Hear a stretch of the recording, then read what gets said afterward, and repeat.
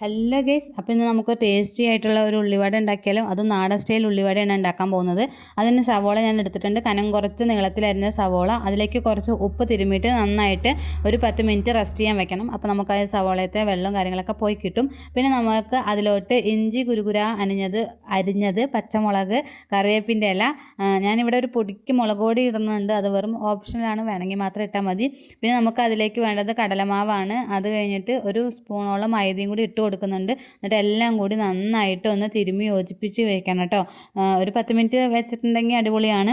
പിന്നെ അത് കഴിഞ്ഞിട്ട് നമുക്ക് ഞാൻ വെളിച്ചെണ്ണയിലാണ് ഉണ്ടാക്കുന്നത്. നല്ല തിളച്ച വെളിച്ചെണ്ണയ്ക്ക് കുറച്ച് കൈയും കൊണ്ട് തന്നെ ഇങ്ങനെ എടുത്ത് ഇടുകയാണ് കേട്ടോ.